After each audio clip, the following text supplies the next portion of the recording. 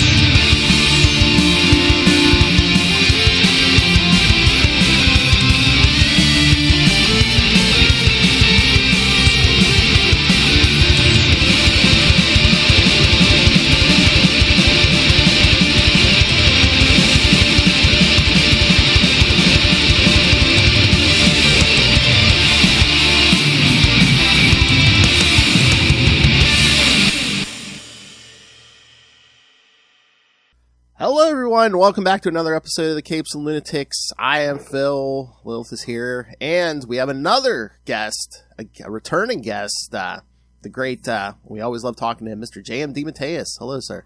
Hey, how are you? Good. This time we are talking Spider-Man Shadow of the Green Goblin #1 that just came out. So I'm assuming these miniseries are selling very well because this is like the third one recently. This is the third one that I've done over the course of the past, I guess, year and a half, 2 years at most. Mm-hmm. Yeah. So they must be doing. And I know they've had other writers doing like creators of the '90s doing stuff from the '90s and stuff. So these must be doing well. I assume so, or they wouldn't keep doing it, yeah. Right? Because it all comes down to the bottom line in the end, you know. But yeah, I mean. Yeah, I love when I see, J.M. DeMatteis has a new Spider-Man miniseries like this coming on. I'm like, yes.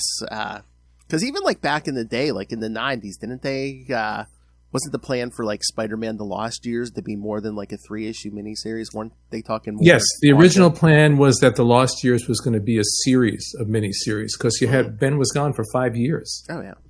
So that 5 years in like Marvel time, which would have been like really, 20 years had gone by since that original Clone Saga. So it was a lot of stories that we could have told.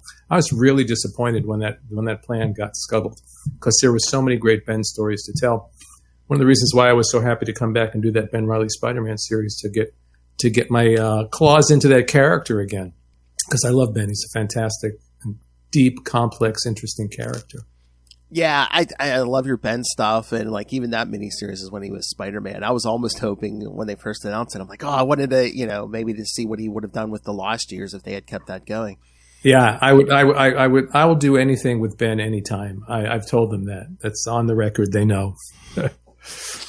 So with like these ones, because I mean this one is not even set in the '90s stuff. It's set like back during the first couple, the first few weeks of Peter Parker becoming Spider-Man. Do they come to you, or do you say, "Oh, I have an idea for another"? I'm trying to remember how this one came about. Because I've had a great relationship with Danny Chasm, the editor. We had a great time on the first 2 miniseries, so we want to keep working together. So it just became kind of, what's the next one? What do we want to do next? And like my first thing has always been, but they didn't want to do Ben, maybe because of what's going on in current continuity with him or something. So I thought it would be interesting to go back to the real early days. I'd done a couple of shorter stories, maybe about 10 years ago, in Amazing Spider-Man Family, if you remember that anthology book, that took place really early on. And in fact, even in the 90s, I did a story in one of the anniversary issues that took place literally the morning after Uncle Ben's murder. I plotted it and Stanley dialogued, which was like a real thrill, to say the least. So it's an area that's really, really interesting to me because we forget, we think Spider-Man, he was Spider 15-year-old kid is what he was, and think about yourself at 15. Imagine yourself in that and imagine yourself in that position And how do you handle any of this? How do you even understand what's happening to you? You know, one of the stories that we did in Amazing Spider-Man Family, which plays into this story, and I think when they collect it, it will be reprinted in that same collection, was a story called The Punch, where he goes to stop a robbery just at a local grocery store. And he doesn't understand his strength yet. So, you know, this guy's robbing a grocery store. One punch, the guy goes flying across the store. He's got broken ribs, broken leg, broken arm. And Peter's horrified.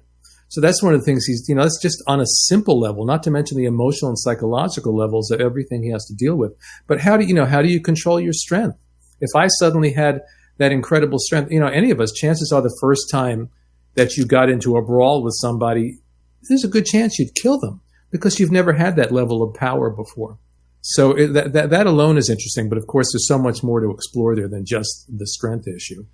Oh, yeah, there's so much. I mean, just reading this, I mean, you bring it home because it's like just the death of his uncle, you know, the murder of his uncle, you know, that would be enough to, you know, you should go to therapy. Yeah, But well, that's like, one of the big things that's going on in the story is that it's only been at most a month since Uncle Ben has died. And he and May are not processing it. They're not talking to each other about it. You know, we explore this more and more as the series goes on, you know. You know, May's mentality, I think, has always been to just, she's trying to keep it inside for him. He's trying to be happy, funny, jokey Peter for her, and neither one of them is processing their grief. Not to mention, for Peter, that whole other level of guilt as well. It's not just grief, it's guilt. And so there's so much to play with them there. And then when you open the can of worms that is the Osborn family. which you love to do. Yes, so much dysfunction and misery there. That and again, to go into that early period, he's not the Green Goblin yet, but he's certainly on that path. And Harry's not the Harry that we know, and Gwen shows up, and we have some of her family drama that's going on with her mother dying. And there's just a lot to explore there. So it was refreshing. Plus the thing, and I did this once before in a story where I did a story in Web Spinners years ago, which was also looking at a particular period of Spider-Man history. But the important thing for me in a story is often the narrative voice. Who's telling the story? Is it a omniscient narrator? Is it a third character who's not directly involved in it? Well, what I'm doing in this is Peter, in my mind, many, many, many years later. In my mind, he's not even Spider-Man anymore. You know, he's got a wife, he's got kids, he's doing – I only just figured out the other day what he's doing, but I don't want to say. But I know what he's doing. And so he's looking back at these events with the wisdom and the distance of time. And that gives you a completely different narrative door into the story than if you were telling it from Peter's point of view as it was happening then. And I find that very interesting because it becomes a kind of a juxtaposition of the events and how Peter feels then, and then this older, wiser person looking back on these events with a very different perspective. Oh, yeah. I mean, again, just the deep dives you always do are great. And then we're getting a new villain. Yeah. Not new. Not new. Oh, well, I mean, that's the thing. I had no idea this character existed, and we were talking about exploring this whole period and the Osborns and everything. And Danny said to me, "Well, do you remember this villain from this 1-1 issue of Spider-Man in the '90s that Howard Mackie wrote?" And I don't think I ever read it at the time. So the character, I read the story, and I thought, "Oh, this will fit just perfectly with what we want to do." So this is the Proto-Goblin, so we brought him back for this story, too. And, you know, the theme of family runs through all of it. It's the Osborn family, it's the Parker family, it's the Stacy family, and the Proto-Goblin has a whole issue because he can't get back to his family. So it's really about family and parents and children and grief and dysfunction and all the things I love to write about.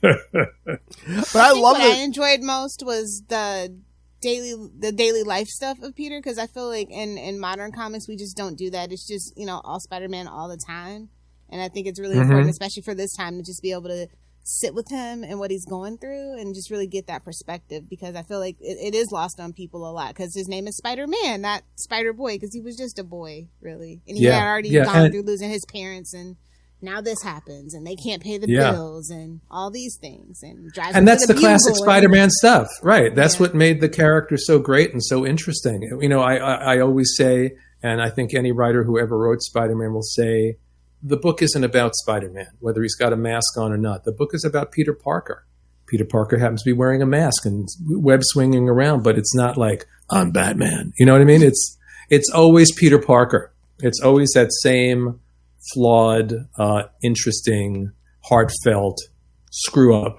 you know? Oh yeah, and again, he's this area, he's a 15-year-old boy, but meanwhile, the world sees the mask, so they think he's a grown man, and half the world doesn't trust him and think he's up to something, shady. Right. So it's like, that is a ton of pressure for anyone, but especially this kid. Yeah, and then we're talking about so Uncle Ben is gone. They have all these bills piling up, and he had before Uncle Ben's murder some sort of career as Spider-Man where he was making money. And so he wants to go back and do that, and he finds out now that because the Bugle has been ranting and raving about the Spider-Man menace, he can't get a job.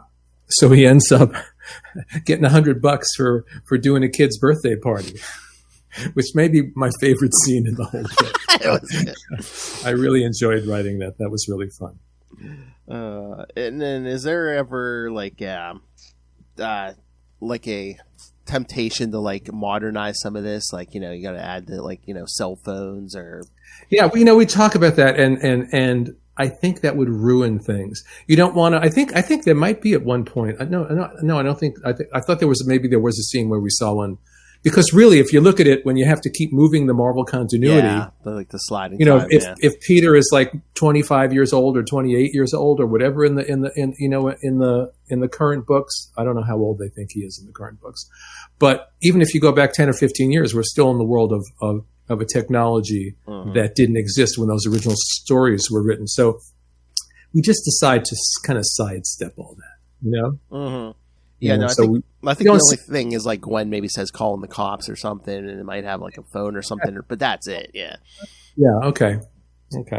So that might be the only time in the whole series we see anything like that. Okay. So, yeah, I was gonna say that must be one of the hardest things, is just deciding. Okay, we have to kind of slide the time. So. Yeah. So you have to kind of make it feel timeless, Right, but the truth is, to slide the time, then Peter's growing up in an age of the internet and cell phones and all of this nonsense.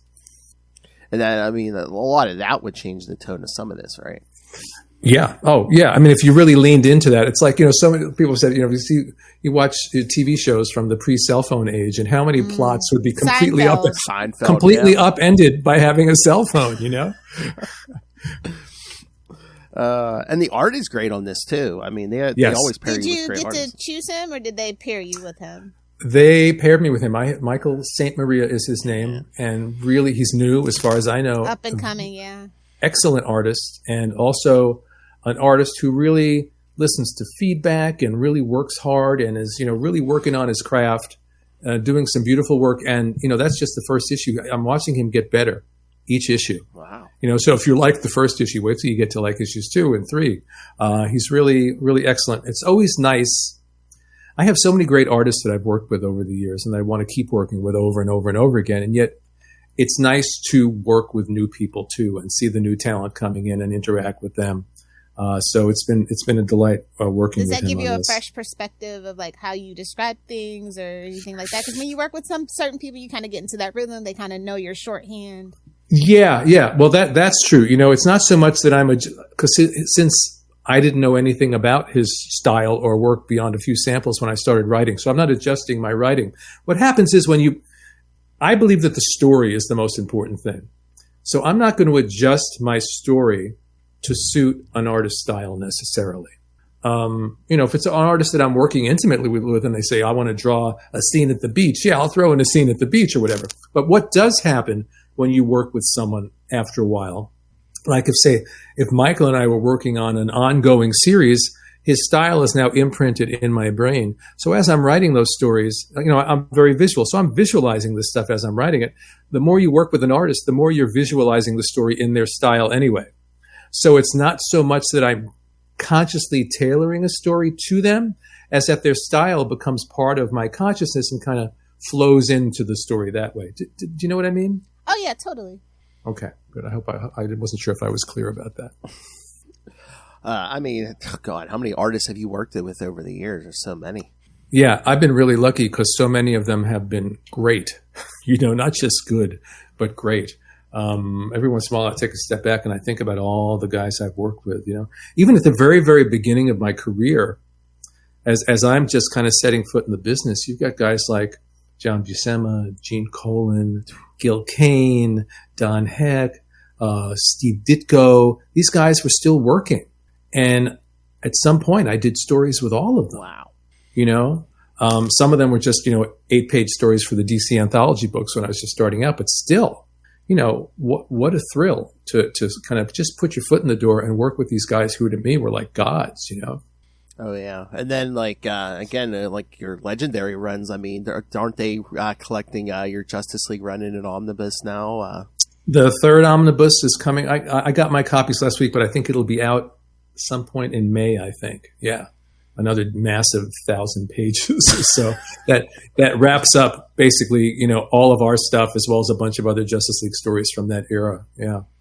And then I saw, speaking of DC side, there's another upcoming. You're doing the Death in the Family, the Robin Lives. With Rick Leonardi, yeah. That's it's looking at that classic story where Jason Todd died and just asking that basic question: what if he lived?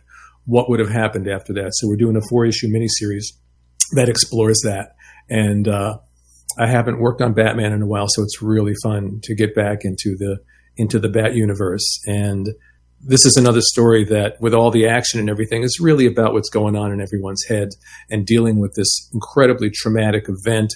And what is Jason going through? For that matter, what is the Joker going through? What is, and certainly if you're Batman and you're the guy that brought this kid into this world in the first place, what are you going through?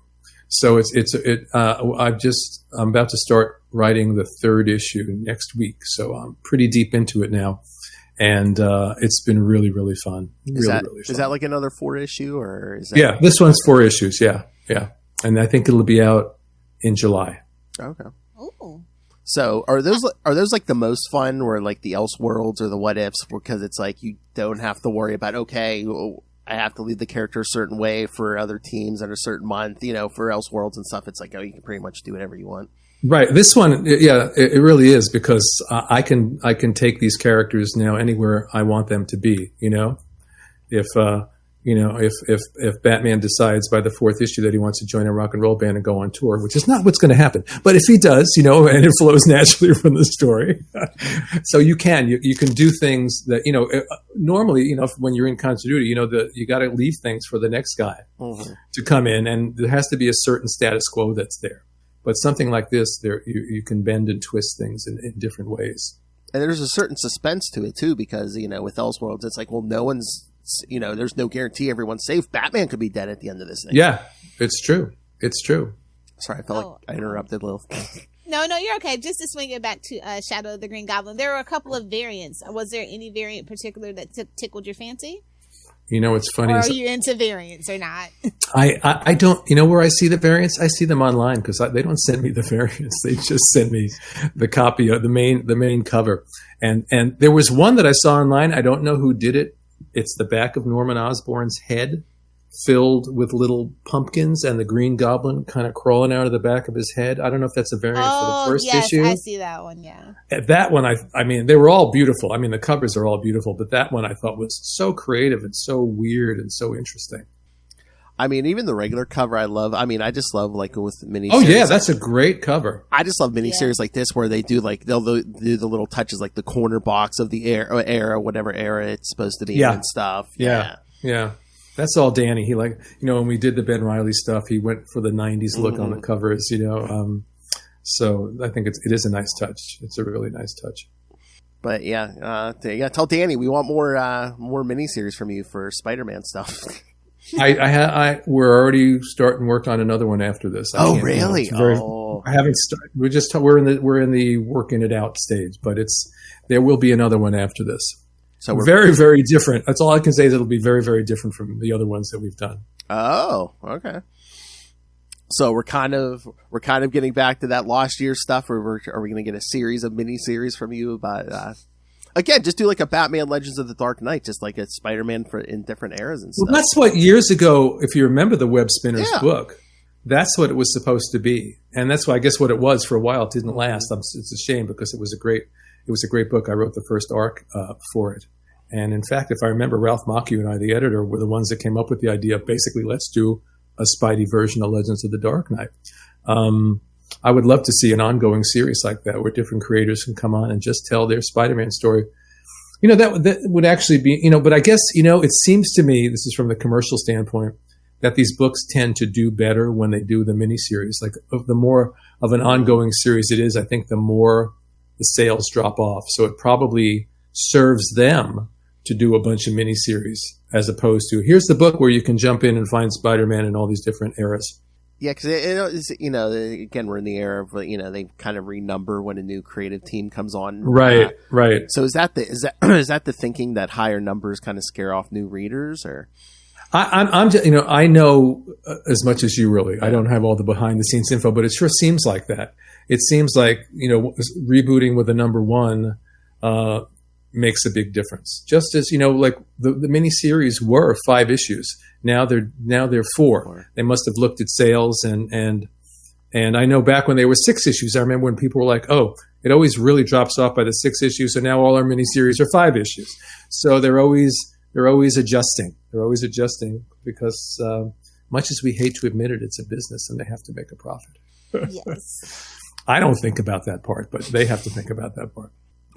Yeah. Oh, Daryl was a nice touch, by the way. It's like I still keep in touch with Daryl in the story when you talk about Daryl. Right, but that's also we're having that distance, where he's older. They can bring those little touches into the story that if it was happening in the present moment, you couldn't do that. That was a great page too.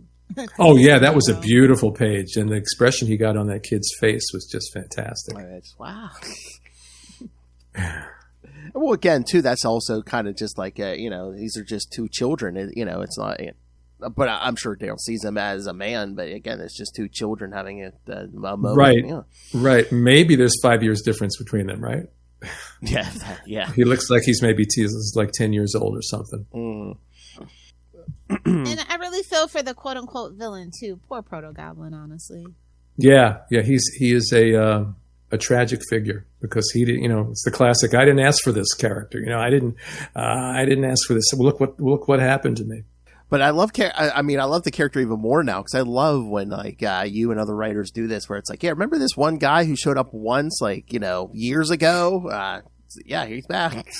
Well, let's flesh out that story. What we did with Spider-Side in the Ben Reilly series. Mm-hmm. It was like, and I've said this before, but I used him specifically because I never liked the character.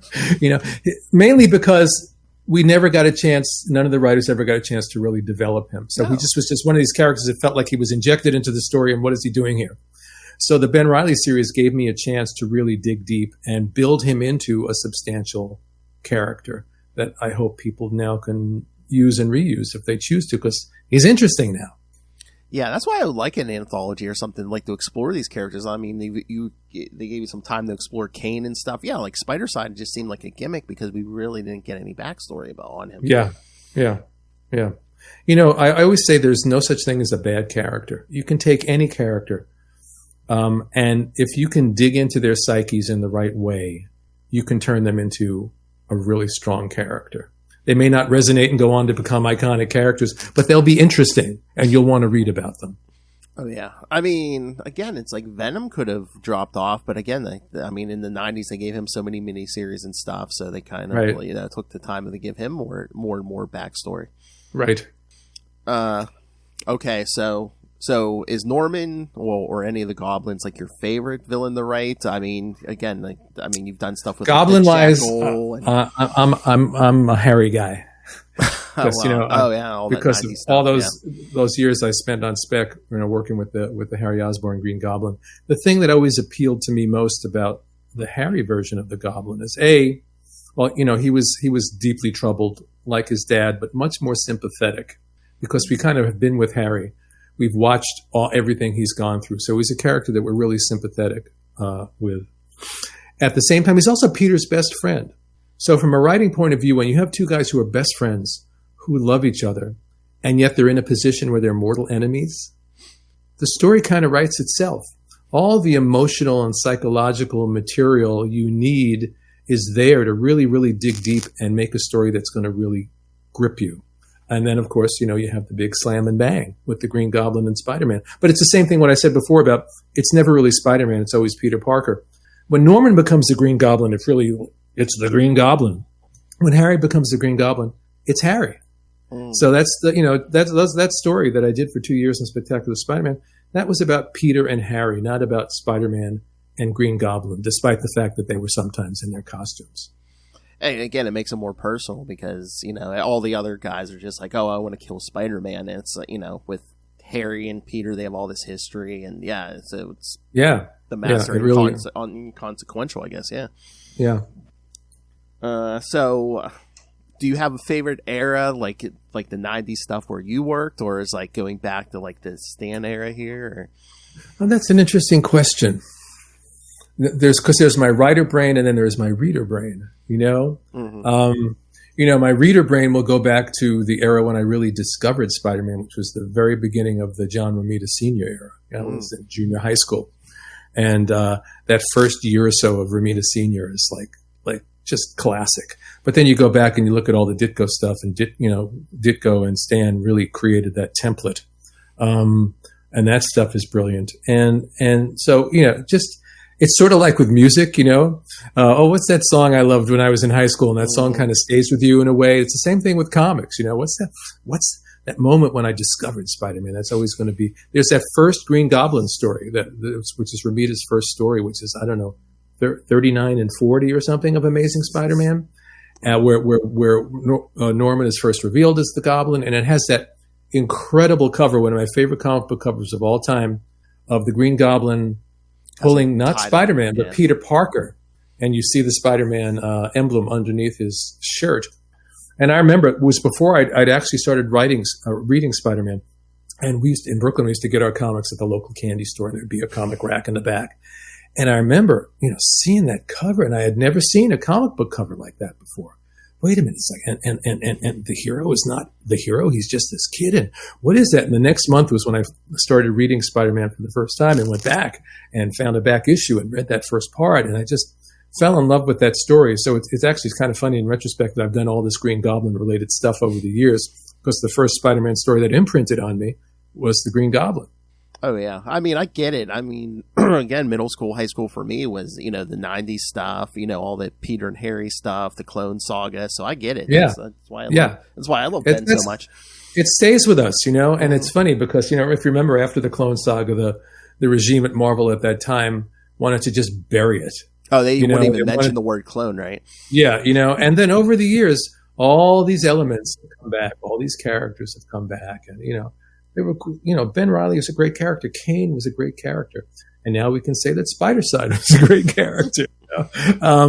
There's a lot of great elements in those stories. And I'm happy to see them make their way back.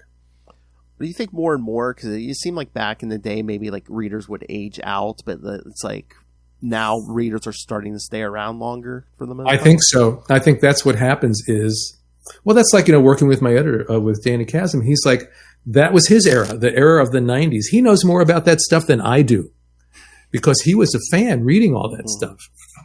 And so now he's an adult and he's working at Marvel. So, what is he doing? He wants, he's trying to get those stories out there from that era with that flavor. And so at the time, maybe there was a group of readers that didn't like that stuff. But the kids that were, say, your age reading it as adults look back and go, those were great stories. Oh, I love those stories because that's where they discovered this stuff. I've always said the problem with the Clone Saga wasn't the story itself. It was that it went on so very long. That's his best by date, yeah. It's funny that you bring up love. You staunchly say in this issue that Peter really feels that Norman loved Harry, and I think that's important to put out there because that is a very difficult relationship, Norman and Harry. Yeah. And all kinds of things. No, go ahead. I'm sorry. I didn't mean to go interrupt. ahead. Norman, although even then Peter's questioning it at the same time that he says it, because I think Norman did love Harry, but I don't think Norman knows how to love. Yes.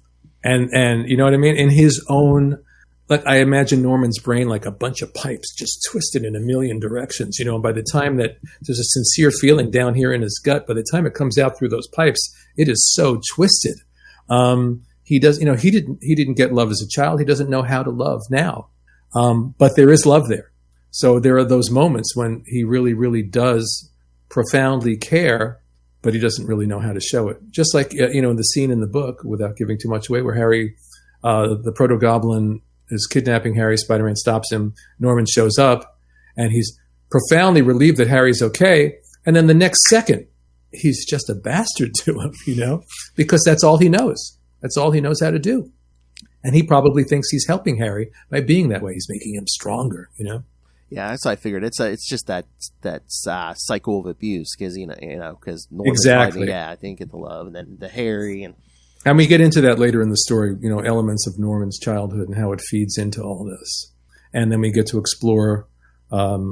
I don't want to give away the ending. But, I was going to say that figure. Well, that part I don't even want to say in case anyone hasn't read it yet. But whoever shows up in the last panel, it's an important part of the story that allows us to dig very, very deeply into the Osborn mythology. So I was going to say I assume that character is going to be a big part of the remaining issues. Yeah. Yes, absolutely. In a lot of ways, the driving force behind it all. Yeah. Because they've mentioned that character a few times, but I don't think anyone's really dug into that character. Yeah, I'm not quite sure. We can't even discuss it without giving anything away. Yeah. I feel like I keep interrupting you, Lilith. I'm sorry. No, you're good. Okay. Go for it. I swear I had a question on tip of my tongue and I can't remember. So you can't even hint at the next miniseries coming up here. No, not so much as a hint. Only that I think it will be unexpected. Oh, okay. Because I was going to say how much? Well, are you already working on that? Like, how much lead time do you know? No, we're just. I will probably start it next month. Okay, because I didn't know how much lead time they gave you to start working on it. And it probably won't be out till the end of the year or next year. Oh, okay. So it's that far in the future. Okay. So but you know what? Somehow, no matter how far in the future it is, somehow something always happens that the lead time always shrinks and shrinks and shrinks. Well, here right now, I just finished. We're working plot first style, so on the current series. So I just finished doing the script for the third issue, and the plot for the fourth issue is all done. So that's where we are now with the first issue out. So that'll give you an idea. And Michael is wrapping up the artwork on the third issue right now. So we're a couple of months ahead. In an ideal world, you want to be farther ahead than that. But, it tends to work out. In the digital age, things can move more quickly, too, than in the days when things had to get sent around by mail. Mail the pencils to the inker, mail these pages to the writer so he can dialogue them. All that, now it's like things happen like this. I mean, modern technology makes your job much easier then. Yeah. One of my favorite things is to click open an email and find the artwork there, and just, I always say that's the thing more than anything that reduces me to like a 10-year-old comic book fan again, because there's just something, the story's in my head, right? But then there's this art and it's alive on the page and it's Spider-Man. It's like, it reduces me to a child again. And it's a really wonderful feeling. And that's one of the reasons why I keep doing this, because I can still connect to that feeling. And it's still, like I was saying to somebody the other day, I don't take it for granted that right now I'm writing a Spider-Man story and a Batman story at the same time. What a fantastic thing. 10-year-old me would faint if he knew that this is what I was doing, So I think if, you can get jaded sometimes. You have to keep the 10-year-old in your head alive so you don't get jaded. And so for me, I'm thrilled that I'm doing Spider-Man and Batman at the same time. Oh yeah, and then a few weeks ago they mentioned they're reprinting a lot of those Marvel DC crossovers, and yes, you have a place in history because you were the only person. I mean, there was what, 2 or so, but you did 2 of them. Yeah, Spider-Man. You're the only person to have written Spider-Man teaming up with Batman. Yeah, I know. I did one for Marvel and one for DC, and they're both in this collection. So I'm very, very excited. Plus, there was one tiny but important coloring error that was made back in the 90s that's bugged me for all these years, and they fixed it. I'm so happy that they fixed it. So it'll be great to see both those stories back in print. That was, sometimes also, you get a gig and it's the next gig, and you're in it, and you're working, and you're doing your best, and it's not till later when I took a half step back and went, I got to do Spider-Man and Batman teaming up twice for both companies. And you're the only guy who did that ever. Yeah. Yeah. And so again, the little 10-year-old is like, what? He's just thrilled. So yeah, I'm really happy those are back in print. There's so many of those team up stories are great. Oh yeah. Across the board. Yeah. So, they don't do those anymore. Is that just the business end of? I think for, and again, this is just, I know as much as you, I think for some years there was maybe the people that were running each company were not maybe getting along in a way that they could have gotten together to do it. I suspect if they're putting these out now, and this is just me, this is no official word, so don't give it any weight beyond that. Maybe this is going to open the door to them doing it again. Oh. I would think. I would hope anyway. I would really hope. I assume if they sell very well, which they probably will, then they're going to be like, well, walk away from that kind of money. Yeah. Which, I mean, I always thought those would be a license to print money because it's just, even people who probably aren't reading on a regular basis are like, oh, well, Spider-Man's teaming up with Batman. I got to read that. Yeah. Or what was the first one they did years ago? Was Spider-Man and Superman. Yeah. Superman.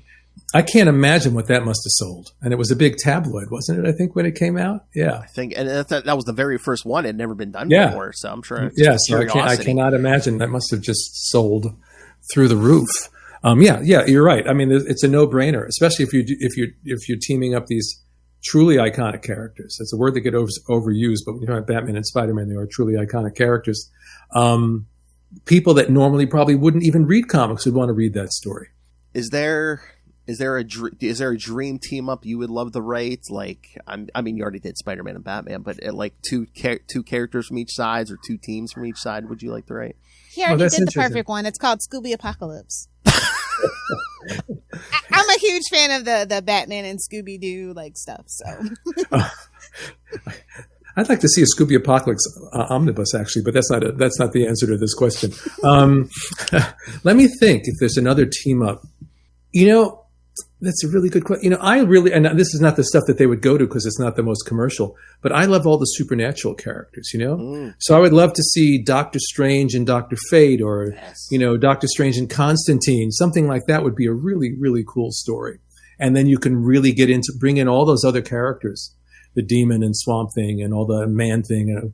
How about that? That'll be the bestseller, right? Man Thing, Swamp Thing. The DC Marvel crossover that nobody asked for, that I would love to write. Sometimes those are the best and surprise people, though, honestly.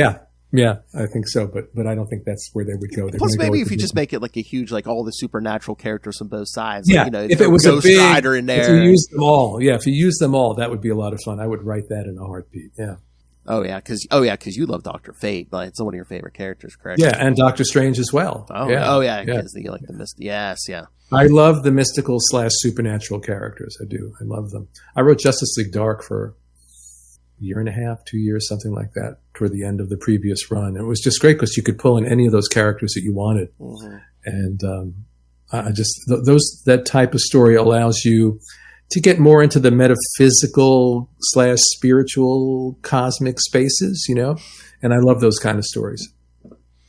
And me and my other co-host Will were talking because we covered it a while ago. Your Hal Jordan Spectre series, we love that series, and it's that's never been reprinted. It's not digital. I know. Yeah, that would love. I would love to see that. That was you get it. It happened with both Dr. Fate and Spectre at DC. Sometimes you get an opportunity with these characters that are pre-existing, company-owned characters, but you're given the freedom to tell stories as if they're creator-owned books. So on both those series, I was always able to really, if you read the Spectre, you will really get a sense of everything that I personally was going through, thinking, and feeling at the point in time that I wrote that. I poured everything that I was in that moment into that series. And because of what it afforded me, being a story that had these spiritual and cosmic dimensions, I could really, really, dive deep into it. So I would love to see the Spectre reprinted. I'd love to see that whole Dr. Fate run reprinted. Someone some years ago was kind enough at a convention. They gifted me. They'd made a collection of Dr. Fate. Oh. Those companies that'll do it for you. And they made this beautiful, beautiful hardcover and gave it to me, which is sitting on my shelf over there. It's great. Yeah, I mean, there's so much. Is that just a certain eras? they haven't reprinted that, like a lot of your 90s Spider-Man stuff. I mean, that Spectre series from the 2000s. Yeah, you never know what the thinking is, and then all of a sudden the stuff appears. And sometimes they reprint stuff that I'm like, why did you reprint that? I didn't ever want to see that story again, you know. And the Spidey stuff I've been waiting for, but I have hopes that it's coming. Yeah, because I think sometimes they reprint stuff, like if a character shows up, like in live media or something like that. But it's like Spider-Man's a no-brainer. When is Spider-Man not popular? Yeah, and you know, I have an omnibus of that entire Spectacular Spider-Man run that was done in Poland. I have collections from Italy, from South America. You know what I mean? So it's been done. So the files are out there. They exist. And so I wouldn't be surprised if we see it coming. Again, especially if these miniseries are selling well. Especially, there's just so many of these 90s ones they're doing. Yeah, and you know the first story that we did in Spectacular Spider-Man involved Vermin and was sort of a sequel to Craven's Last Hunt as well. You know, they could have taken The Child Within and put it in one of those big Craven collections. Would have been a nice pairing there as well. Oh yeah, I think we've discussed that before. Yeah, just make a big collection, especially with that Craven movie coming. This year, right?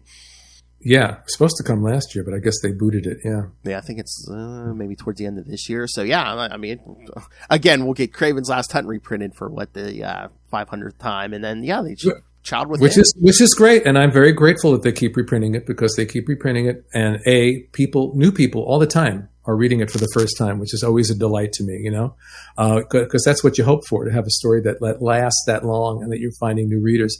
And the second part that I'm grateful for is that then they send me a royalty check, which is delightful. You know, that story has really, really, you know, done well for me over the years. And you say, I mean, didn't you say you didn't think that was going to be that big, but it actually did. No one in their right mind is working on a story thinking this is going to be great and people will be reading it 30 years from now. If you think that, you're crazy or a genius, most likely crazy. You know, and not to mention arrogant. You're working on a story, you're doing your best. They put it out. Oh, people like it. That's that. And back then, things weren't even being collected all the time either. So the fact that was collected in a nice hardcover, then a paperback, all that right there, you know, right not long after it came out, was a big deal at the time. It was a really big deal because that stuff was still kind of new to have a high-end hardcover, you know, like that. And then to look back and see it, you know, how many editions of this I have sitting on the shelf behind me, it's fantastic. I'm incredibly grateful. Well, that was also one of the first, you know, isn't that one of the first where they're like, okay, we'll jump this story from Amazing Spider-Man to Spectacular Spider-Man, the Web of Spider-Man, and back and forth. Yeah, it wasn't one of the first; it was the first. Oh, that was, and that was Jim Salicrup, the editor. That was his idea, and it was a brilliant idea that everyone's been doing ever since. Oh yeah, I mean, all of them, both sides, Marvel and DC. I mean, Spider-Man, Batman, Superman. Yeah. But it had never been done before, and Jim's thinking, and it was right, was like, we have a story where in the first issue, Spider-Man is apparently killed and buried. Well, if the same month over in Amazing Spider-Man, he's fighting Dr. Octopus, it kills the reality. Mm-hmm. So he was the one that said, let's just run this 6-parter through all 3 books for 2 months. Great idea. Idea. All right. Lilith, do you have any other questions for this man? No, not at all. Okay, so, and I always feel like I'm forgetting something. So are you working on anything else besides this, besides the upcoming Robin Lives? I have, last year we did a Kickstarter for the DeMatteis, which was me launching 4 new series with 4 wonderful artists. The idea then was that the people that supported the Kickstarter, which was a great success, they would vote to see which of the 4 new series would continue. Well, the vote came in, and what got the most votes was please continue all 4. So coming up, probably in May, possibly June, we're going to launch the next Kickstarter. We're all hard at work on the second issues of all 4 series, and that's coming up. That's really exciting. And you can still get the first issues if you go over to spellboundcomics.com. And people that want to, you know, we did a beautiful collected edition with all kinds of extras, and I wrote introductions for every story, and so check that out, and then come along with us on the new Kickstarter. In fact, I wouldn't mind once we launch the Kickstarter coming back and flogging it a little bit on your show, because for that month when that Kickstarter is running, it's a lot of work, and you really have, the main job is to raise awareness that it even exists. Sometimes, I saw the last time you can spend a whole month and thinking, oh my God, people are so sick of me talking about this, and a month goes by and someone goes, I didn't know you had a Kickstarter. Because what I learned is you could be posting about it on social media at 1:00. By 1:15, there's a whole different group of people out there that never saw that post from 1:00, so you really have to stay on top of it.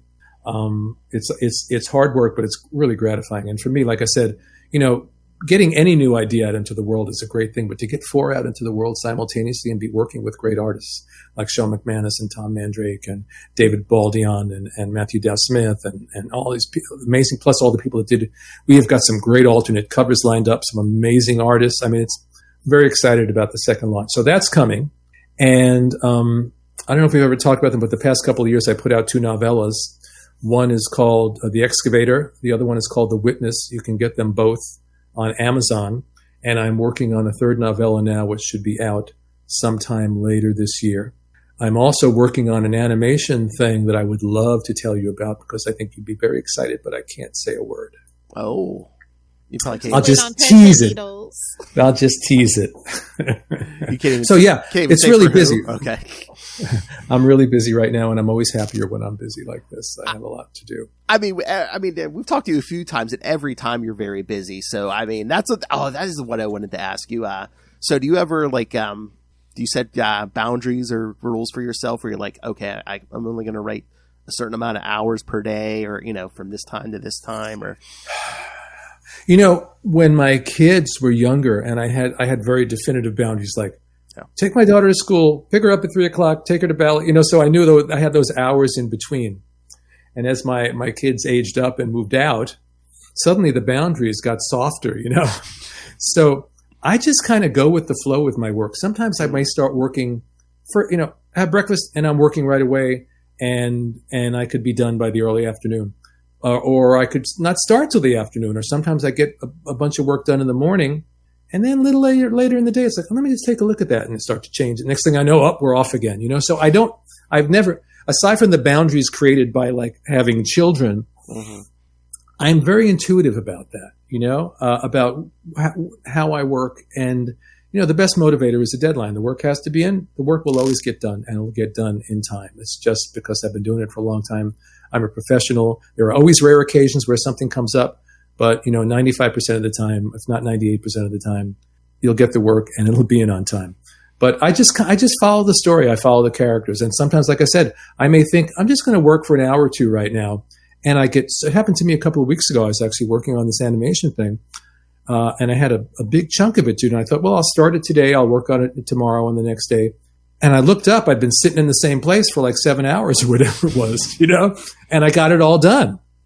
So you never know. It's my engagement with the story that leads me on into how much I'm doing that day. Now you do, as a freelancer, have to know when to say no.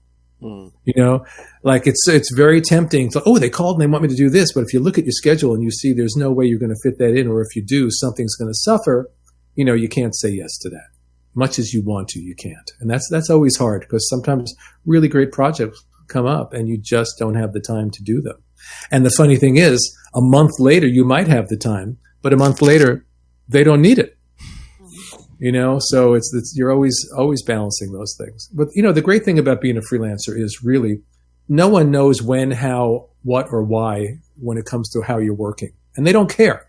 They want a good story and they want it in on time. So if, I might be doing nothing on a Wednesday and working on Sunday because that's the way the week worked out. I don't have to abide by 9 to 5 rules.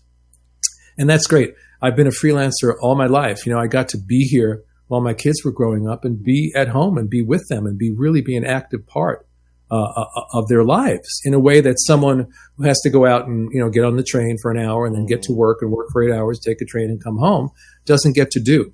So being a freelancer is also a very difficult thing, because you're not in control of what's going to happen. None of us really are, but being a freelancer really underscores it, And I've always said I've had years when I've done better than I ever dreamed I could ever do in my life, financially, everything else. And then you have years where it's like, oh my God, are they going to take the house away? And you never know. That's just the nature of the beast when you're a freelancer. But I wouldn't trade any of it because A, I've gotten to just do work that I love, and B, just the fact that I got to be here for my kids. It's incredible. Can't put a price on that, Just incredible. I wouldn't trade the worst of the days that I've had for anything, Yeah, I was just curious about your schedule because it seems like every time we talk to you, you're juggling at least 3 or 4 things. Yeah, and you focus. I don't. There were times in the past where I'd be able, sometimes in the same day, I'm going to write 5 pages of this one and 5 pages of that one. I don't do that anymore. I focus on one thing, I get it done, and I move on to the next thing. Now, I may be writing one thing and just putting together some notes for the next thing. So, that's really for me the most fun part of the job is just when the ideas start coming. It's like a little door opens in the back of your head. It's just yesterday, we're talking about this next Spider-Man thing I'm going to do. All of a sudden, I could do that. Get that all down really, really fast because it's like this door opens and these ideas come flowing out. And that's the favorite part of it for me is just because it's a surprise to me. The unconscious opens the door and starts telling me things that I didn't know. So, and then, the conscious mind comes in and has to craft all that into a story. But it's that burst of idea and creativity, the movie's playing in your mind, that is maybe my favorite part of the whole process. So is that another thing where you might just be sitting somewhere, maybe you're out somewhere having dinner and you're just like, well, wait, this idea just popped into my head. I have to write this down or at least I have to try to remember this. As my wife will attest, as one of her lines is, "Where'd you just go?" It's just, you're sitting there and all of a sudden it's like, your mouth's hanging open and your eyes glaze over because your mind is someplace else entirely. Mm-hmm. I've heard stories about Jack Kirby. That's why he never drove. They didn't trust him to drive. I think the story is, I'm going to get it wrong, but I think in general it's a correct story. The one time they let him drive, he had an accident because he was too busy being Jack Kirby and creating universes, Can you imagine walking around with that imagination? Holy Moses, So I understand that. That feeling of like, it's like you enter another dimension or the other dimension enters you might be a better way to put it. And I love it. I love it. But yes, we will definitely have to have you back for round 2 of the Kickstarter stuff. Like, I don't know how I missed the first one. I'm going in there when we're done. I'm getting the Spellboundcomics.com. I'm getting the collection. And yes, when number 2s come out, yes, if I haven't contacted you, you contact me and be like, hey, let's talk about this. Because yes, okay, that'd be great. We are down. So, anything else you want to plug? Even websites or? I think I covered everything. Cons. No, I have not done a single convention since before COVID. There's one coming up at the end of the year. I don't know if it's announced yet, so I won't say it, that I'm going to do at the end of the year. But it is in another country. So I figured if I'm going to go back, I'll go big. And hopefully next year I would like to get back to more regular convention going. So, and in terms of social media, you can find me on Twitter. Well, I'm not on Twitter that much anymore, but I'm on Blue Sky and Threads and Facebook and my website, jmdmatteis.com. So I'm out there somewhere floating in the. So impressive that you keep your website up too, by the way, as frequently as you do with everything you got going on. So. Yeah. It's an interesting time that we live in where this wall between creator and audience is much thinner than it ever was. So you can connect with your audience in a really, really deep and interesting way. It used to be, right? Write a letter to the comics and hope that somebody reads it. And maybe the guy that wrote the story or drew the story gets to see your letter. And now, someone on social media can say, "Oh, I love that story. What about da da da?" And we can have a conversation about it in real time.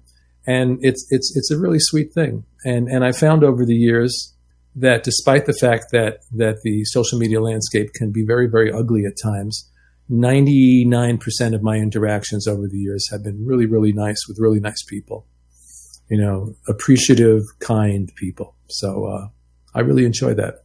Thank goodness. Yeah, I think the good outweighs the bad. It's just, I don't know. I think sometimes and then the bad just gets a louder voice. Yeah. Yeah. And that louder voice comes along, you hit the block button, and that's that, Anyway. So any last questions or? No, I think we're good. But yes, we must talk the Kickstarter when it comes out. Heck, I might even reach out when the Robin Lives comes out. So. Oh, sure, absolutely. That'll be out in July, like I said. All right, great. Well, it's great to talk to you guys again. Thank you, sir. Again, thank you for sharing your precious time because again, you're always working on many things at once. Well, we've done this so many times. It's like a reunion at this point. When we talk. But yes, thank you again. We appreciate the time because again, I know how busy you are. Happy to do it. All right, so yes, Jan DeMatteis, go pick up Spider-Man Shadow of the Green Goblin. 1's in stores now, 2 will be out soon. So May 8th, right? I think is the next one. You know better than I. So I think that sounds about right. That's what it said in the back of the book. So yeah. Okay, good. Then it must be true. All right, thank you so much, sir. All right, bye. Thanks. Bye.